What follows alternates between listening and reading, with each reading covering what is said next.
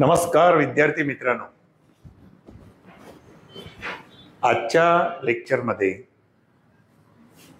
आपल्याला एक महत्त्वाचा मुद्दा शिकून घ्यायचा आहे। मुद्दा छोटाच आहे परंतु फार महत्त्वाचा आहे।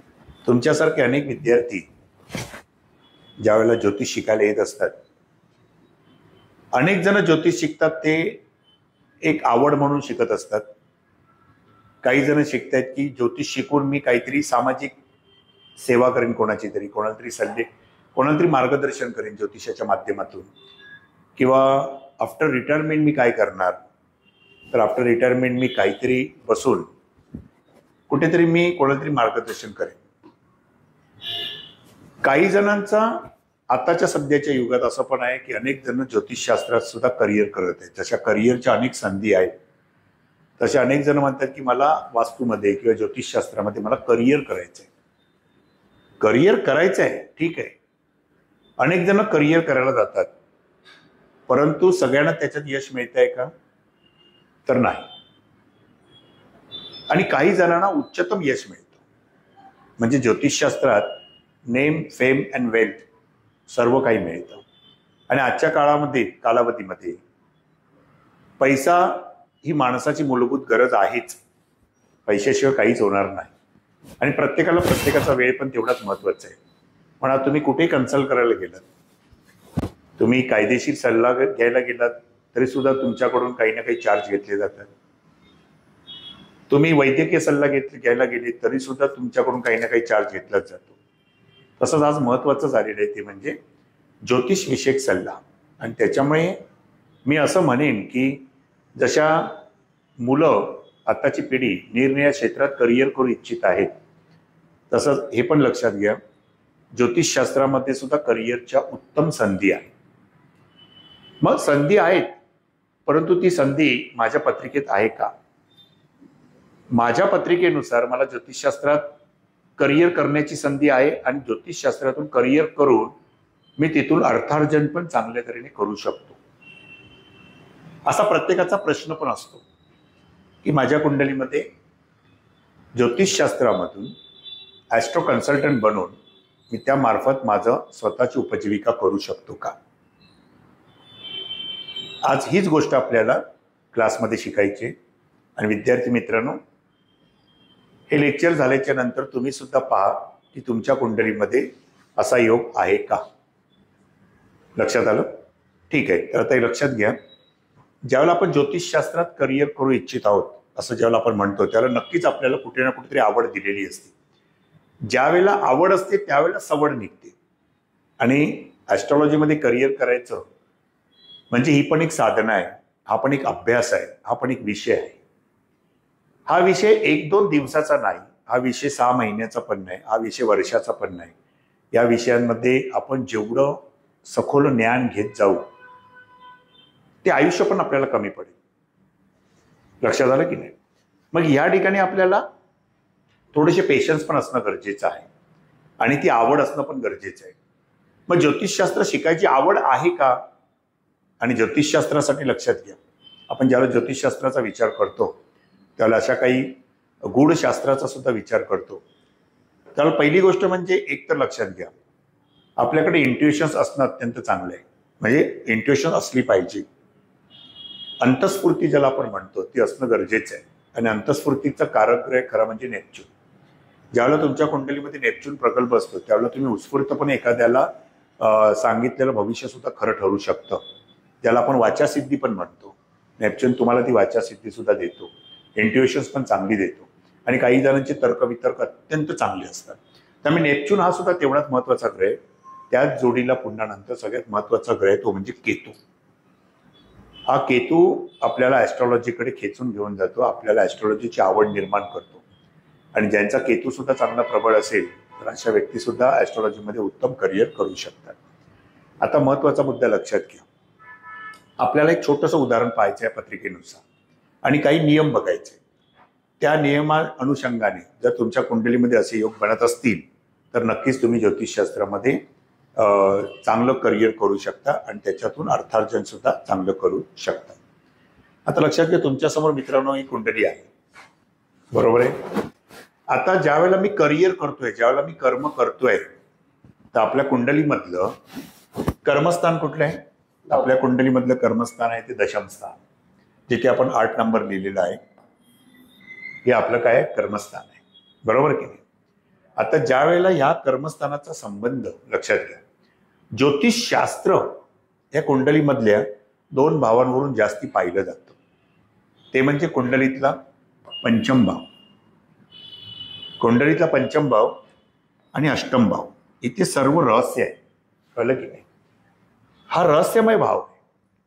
या ठिकाणी तुम्ही संशोधन करता, रिसर्च करता, पण कुंडलीमधले पंचम आणि अष्टम हे 2 भाव फार महत्वाचे आहेत. जर हे 2 भाव तुमचे बलवान असतील, त्या 2 भावांचा संबंध कुंडलीशी येत असेल, कर्मस्थानाशी येत असेल, तर नक्कीच तुम्ही ज्योतिषशास्त्रामध्ये उत्तम करिअर करू शकता.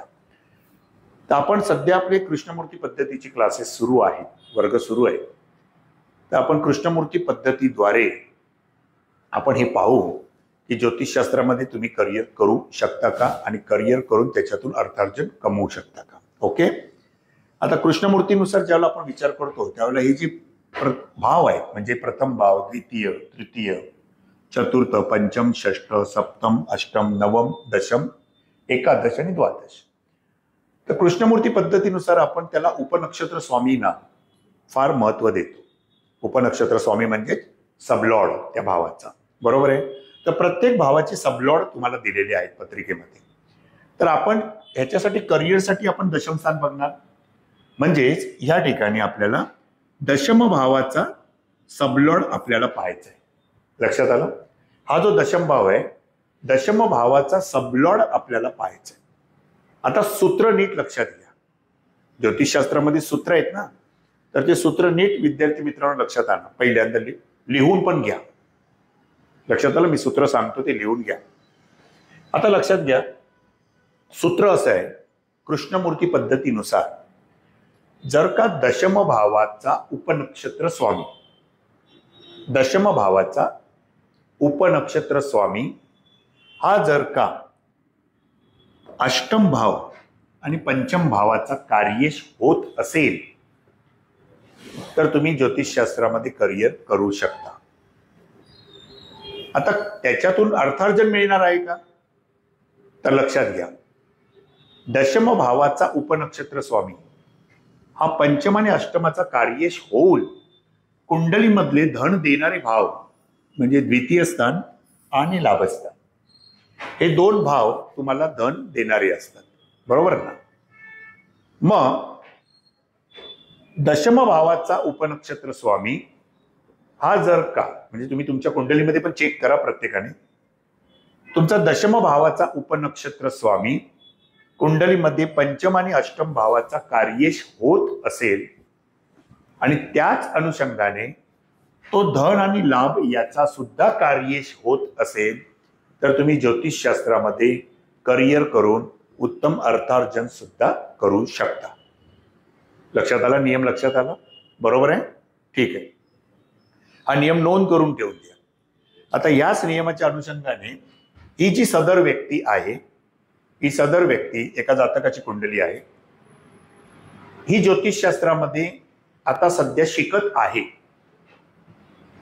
सध्या ज्योतिष अभ्यास करत आहे, आणि त्या जातकाची दृढ इच्छा आहे की मी ज्योतिषशास्त्रात करिअर करावं, आणि त्याला सारखी ती इच्छा त्याच्याकडे अशी वेगवान रीतीने अगदी त्याला खेचून घेऊन जाते ज्योतिषशास्त्राकडे. लक्षात घ्या, ही व्यक्ती आता ज्योतिषशास्त्रात काम करते. खरं म्हणजे त्याचं फील्ड वेगळं आहे. लक्षात आलं की नाही? या व्यक्तीचं फील्ड वेगळं आहे, पण तरी त्याला ज्योतिषशास्त्रामध्ये प्रचंड काम करायचं, अभ्यास करायचा, तिथून त्याच्यात करिअर करायचे, आणि तिथून त्याला काही अर्थार्जन. साहजिकच आहे, ज्यावेळेला तुम्ही कर्म करता त्यावेळेला फळाची अपेक्षा नक्कीच ठेवणार, बरोबर ना? तुम्ही सुद्धा कुठेही काम करता त्यावेळेला तुम्ही फळाची अपेक्षा ठेवणारच. असं नाही ना की कर्म करणार मी फळाची अपेक्षा नाही ठेवणार, असं नाही. तर त्याला ज्योतिषशास्त्रात करिअर करायचं, त्याला आवड आहे, ज्योतिषशास्त्र शिकायचं आहे, आणि तो शिकतो पण आहे, आणि पुन्हा पुढे जाऊन त्याला त्याच्यामध्ये करिअर चांगलं करून अर्थार्जन कमवायचं आहे. तर त्याच्या कुंडलीमध्ये योग आहे का ते आपण पाहूया कुंडलीचा आधार घेऊन, बरोबर आहे? तर आता लक्षात घ्या, पहिली गोष्ट म्हणजे त्याचा चंद्र सुद्धा कुंडलीमध्ये पंचम भावामध्ये स्थित आहे. हा जो चंद्र आहे 5व्या स्थानामध्ये आहे चंद्र, आणि ह्या चंद्राचा संबंध कुंडलीमध्ये केतू बरोबर लागलेलाच आहे. कुंडलीमध्ये चंद्र आणि केतूचा नवपंचम योग आहे. लक्षात आलं की नाही, की चंद्र 5व्या स्थानात आहे आणि केतू 9व्या स्थानात बसलाय. याचाच अर्थ चंद्र आणि केतूचा नवपंचम योग आहे. चंद्र मन आहे आणि केतूकडे ज्योतिषशास्त्रासारखे विद्ये आहे. याचाच अर्थ की चंद्र केतू बरोबर कनेक्ट झालेला आहे. बरोबर आहे. म्हणजे या व्यक्तीला नक्की त्याचं मन हे सारखं रहस्यमय शास्त्राकडे खेचलं जाते. आता खेचलं गेलं केव्हा, त्याला केव्हा असं वाटलं की जास्तीत जास्त की मला ज्योतिषशास्त्राची आवड आहे, परंतु आता मी परिपूर्णरित्या ते वेळ देतो आणि मला ह्याच्यातच करिअर करायचंय. तर लक्षात घ्या, शनी सारखा ग्रह ज्यावेळेला गोचरीने 2023 जानेवारीला 17 जानेवारी 2023 ते आता 29 मार्च 2025 पर्यंत शनी हा ग्रह कुंभ राशीमध्ये होता. बरोबर आहे. ज्यावेळेला गोचरीने शनी कुंभ राशीमध्ये आलेला होता त्यावेळेला ह्या शनीने केतू बरोबर काही कनेक्शन केलं. या शनीने चंद्राबरोबर सुद्धा काही कनेक्शन केलं. म्हणजे शनी कर्माचा कारक आहे, चंद्र मनाचा कारक आहे, केतूचा सुद्धा ज्योतिषशास्त्राशी फार जवळचा संबंध आहे. ज्या वेळेला 2023 पासून शनी कुंभ राशीमध्ये प्रवेश केला शनीने, तेव्हा ह्या जातकाला शनीने केतू बरोबर आणि चंद्राबरोबर काही कनेक्शन केलं. त्यावेळेला या जातकाला आवड निर्माण झाली. परिपूर्ण आवड होती, परंतु आता मला फुल फ्लेज शिकायचं आणि त्याच्यात करिअर करायचंय. त्यामुळे मागच्या 2-2.5 वर्षामध्ये हा जातक या ठिकाणी आला. आता त्या जातकाची इच्छा आहे की मला उत्तम करिअर करायचं आणि पुढे अर्थार्जन पण करायचं, तर मला अर्थार्जनाचा योग आहे का. पहिली गोष्ट लक्षात घ्या, हा जो चंद्र आहे पंचम भावाचा अधिपती, म्हणजे आपण पंचम आणि अष्टम स्थानी दोन्ही स्थान आपण बघतो. बरोबर आहे. तर या पंचम भावाचा जो अधिपती आहे तो आहे या ठिकाणी पंचम भावामध्ये चंद्र विराजमान आहे. तो चंद्र मिथुन राशीमध्ये आहे, पुनर्वसू नक्षत्रात. कोणाच्या नक्षत्रात आहे? पुनर्वसू नक्षत्रात, गुरुच्या. पुनर्वसू नक्षत्र गुरुचं आहे आणि गुरुच्या राशी आहे मीन आणि धनु. बरोबर आहे. मीन आणि धनु या दोन गुरुच्या राशी आहे. चंद्र पुनर्वसू नक्षत्रामध्ये आहे गुरुच्या. याचाच अर्थ गुरु धन आणि लाभ दर्शवतोय. बरोबर आहे. गुरु या दोन भावांचा अधिपती झालेला आहे. म्हणजे चंद्र धनेश आणि लाभेशाच्या नक्षत्रामध्ये आहे असं आपण नक्कीच म्हणू शकतो. आता दुसरी गोष्ट, पंचम भावाचा अधिपती कोण आहे? पंचम भावाचा अधिपती आहे बुध. हा बुध स्वतः कुंभ राशीमध्ये विराजमान आहे. 23 अंशावर आहे तो बुध. किती डिग्रीवर आहे? 23 डिग्रीवर आहे. लक्षात घ्या, बुध कुंभ राशीमध्ये 23 डिग्रीवर आहे. कुंभ राशीमध्ये 23 अंशावर कुठलं नक्षत्र येतं? कुंभ राशीमध्ये 20 अंशापासून 30 अंशापर्यंत पूर्वा भाद्रपद नक्षत्र येतं. पूर्वा भाद्रपद नक्षत्राचा स्वामी कोण आहे? गुरु आहे.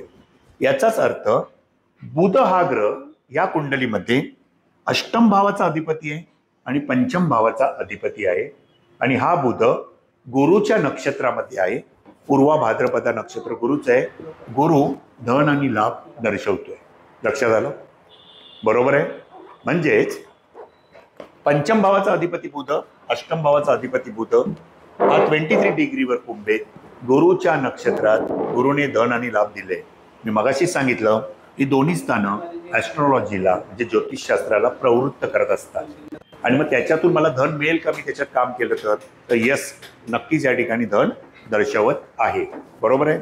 आता हा एक भाग झाला आणि आता आपण पुन्हा कर्मस्थानाचा संबंध ज्या वेळेला पंचम आणि अष्टम स्थानाशी येतो त्यावेळेला नक्कीच कुठे ना कुठेतरी याचा संबंध ज्योतिषशास्त्राशी जोडला जाऊ शकतो. काही जणांचं असं पण असतं कुंडलीमध्ये दशम स्थानाचा अधिपती अष्टम स्थानामध्ये पण असतो आणि त्याचा संबंध धन आणि लाभाशी सुद्धा आला तर नक्कीच ज्योतिषशास्त्रामध्ये दशम स्थान म्हणजे कर्मस्थान, अष्टम स्थान ऍस्ट्रॉलॉजी आहे, तो करिअर करू शकतो. किंवा दशम स्थानाचा संबंध पंचम स्थानाशी जरी आला तरी व्यक्ती ज्योतिषशास्त्राबद्दल विद्या घेऊ शकते, विद्या ग्रहण करू शकते. बरोबर आहे. आता कृष्णमूर्ती पद्धतीनुसार जो नियम मी मगाशी तुम्हाला सांगितला होता तो नियम आता लक्षात घ्या. दशम स्थानाचा सबलॉर्ड म्हणजेच उपनक्षत्र स्वामी हा जर का कुंडलीमध्ये पंचम आणि अष्टमाचा कार्येश होत असेल आणि त्याचबरोबर तो धन आणि लाभ याचा सुद्धा कार्येश होत असेल तर अशी व्यक्ती ज्योतिषशास्त्रामध्ये उत्तम करिअर घडवू शकते, त्यामार्फत उत्तम अर्थार्जन सुद्धा करू शकते. बरोबर आहे. आता याच याने आपण कृष्णमूर्ती नियमानुसार या जातकाचं आपण दशम भावाचा सबलॉर्ड कोण आहे तो पाहू. बरोबर आहे. आता साधारण तुमच्याकडे हे भाव दिलेले आहेत. प्रथम भाव, द्वितीय, तृतीय, चतुर्थ, पंचम, षष्ठ, सप्तम, अष्टम, नवम, दशम, एकादश आणि द्वादश. बरोबर आहे. कळलं की नाही. आता लक्षात घ्या, कर्मस्थान म्हणजे दशम भाव. दशम भावाचा सबलॉर्ड कोण आहे? दशम भावाचा सबलॉर्ड हा बुध आहे. दिसला? मर्क्युरी आहे. दशम भावाचा सबलॉर्ड हा मर्क्युरी आहे. शिवाय अष्टम भावाचा सुद्धा सबलॉर्ड कोण आहे? अष्टम भावाचा सबलॉर्ड सुद्धा मर्क्युरीच आहे. आणि लाभस्थानाचा, जिथे आपल्याला डिझायर्स फुलफिल व्हायच्या आहेत, त्याचा अधिपत्याचा सबलॉर्ड कोण आहे? तर लाभस्थान याचा सुद्धा सबलॉर्ड हा बुधच आहे. शिवाय द्वितीय भाव म्हणजे तुमचं धनस्थान, द्वितीय भावाचा पण सबलॉर्ड कोण आहे? मर्क्युरीच आहे. लक्षात घ्या, या जातकाचा दशम भावाचा सबलॉर्ड, मगाशी मी नियम दिला कृष्णमूर्ती पद्धतीनुसार, दशम भावाचा सबलॉर्ड म्हणजेच उपनक्षत्र स्वामी हा जर का कुंडलीमध्ये पंचम अष्टमाचा कार्येश होत असेल तर व्यक्ती ज्योतिषशास्त्रात करिअर घडवते. बरोबर आहे. दशम भावाचा सबलॉर्ड हा मर्क्युरीच आहे. बरोबर आहे. दशम भावाचा सबलॉर्ड कोण आहे? मर्क्युरी. तो मर्क्युरी म्हणजेच बुध आहे. तो बुध मूळ कुंडलीमध्ये अष्टम भावाचा पण कार्येश झाला आणि पंचम भावाचा पण कार्येश झाला. का कार्येश झाला? कारण बुधाच्या राशी कुठल्या आहेत? मिथुन आणि कन्या. मिथुन आणि कन्या या दोन्ही राशी पंचम आणि अष्टम स्थानामध्ये स्थित आहेत. याचाच अर्थ दशम भावाचा सबलॉर्ड बुध आहे, तो पंचम आणि अष्टम भावाचा कार्येश झाला. ह्या अष्टम भावाचा सुद्धा सबलॉर्ड कोण आहे? अष्टम भावाचा पण सबलॉर्ड जो आहे, हा सबलॉर्ड सुद्धा मित्रांनो हा सुद्धा बुधच आहे. दिसला? अष्टम भावाचा सबलॉर्ड पण कोण आहे? बुधच आहे. धन भावाचा पण सबलॉर्ड बुधच आहे आणि 11व्या स्थानाचा पण सबलॉर्ड बुधच आहे. म्हणजेच 8व्या स्थानाचा सुद्धा सबलॉर्ड बुध, दशम भावाचा सुद्धा सबलॉर्ड बुध, अष्टम भावाचा सबलॉर्ड बुध हा सुद्धा पंचम आणि अष्टमाचा कार्येश झाला. द्वितीय भावाचा सबलॉर्ड हा सुद्धा बुधच आणि 11व्या स्थानाचा सबलॉर्ड सुद्धा बुधच. म्हणजे धन, लाभ, दशम, अष्टम यांचा सर्वांचा सबलॉर्ड कोण झालेला आहे? बुधच झालेला आहे. लक्षात आलं? आता हा जो बुध आहे हा कुंडलीमध्ये 23 डिग्रीवर आहे. लक्षात ठेवा, ज्या भावाचा सबलॉर्ड आपण पाहतो त्याचं कार्यक्षत्व महत्वाचं आहे. दशम भावाचा सबलॉर्ड असून बुध असून तो पंचम आणि अष्टमाचा कार्येश झाला. शिवाय तो त्याच्याबरोबर धन आणि लाभ सुद्धा दर्शवत आहे. का?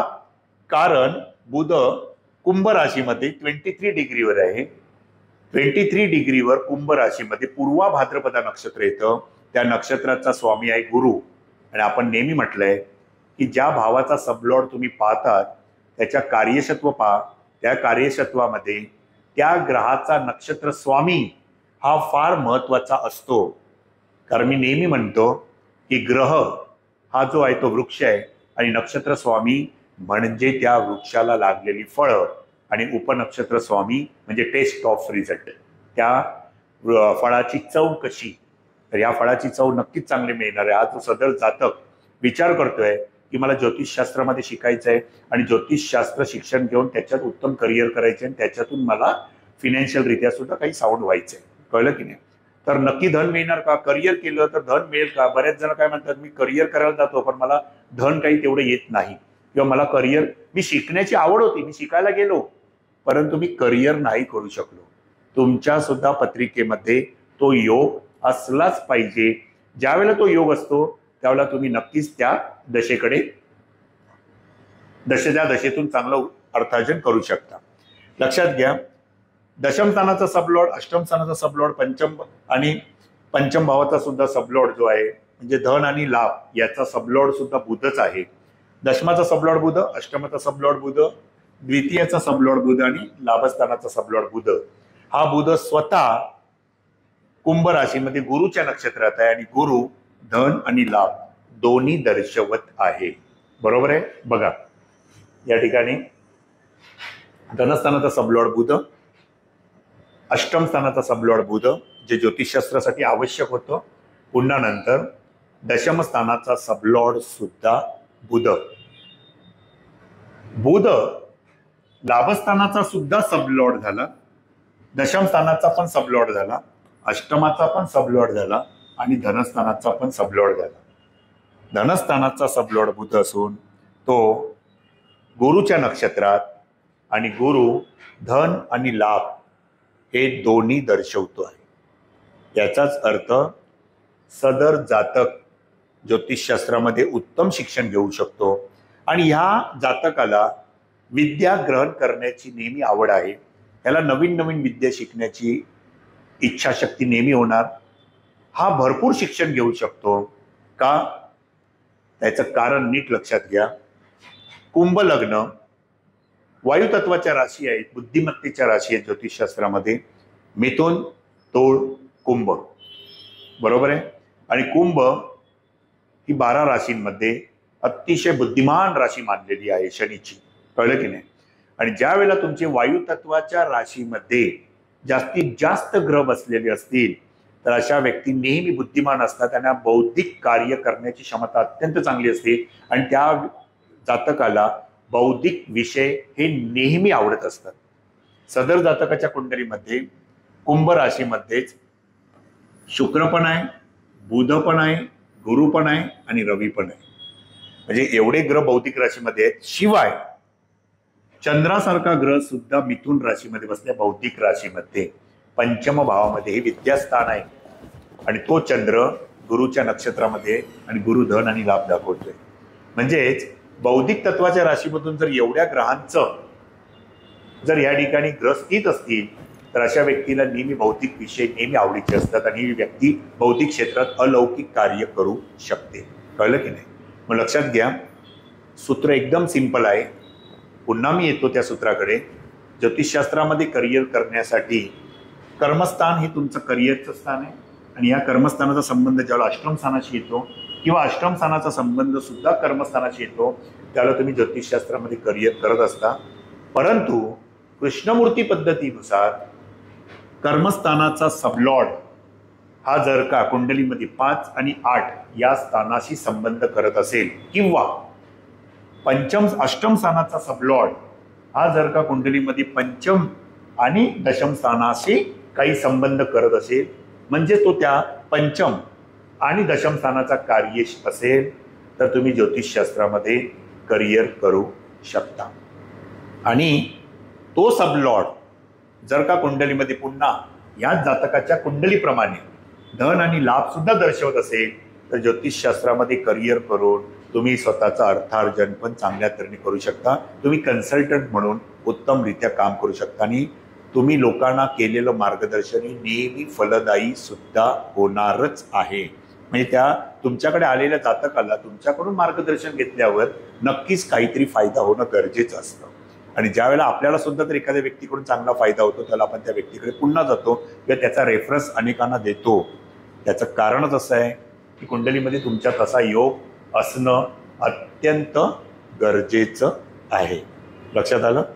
तर आजच्या क्लासमध्ये आपण हे ज्योतिषशास्त्रामध्ये करिअर करायचं की नाही करायचं, करिअर केलं तर मला पुढे चांगल्या संधी प्राप्त होणार आहे का, माझं भविष्य उज्ज्वल होणार आहे का, याचं एक सूत्र पाहिलं आपण. तर अशीच नवीन नवीन सूत्र घेऊन पुन्हा आपण भेटू पुढच्या लेक्चर. तोपर्यंत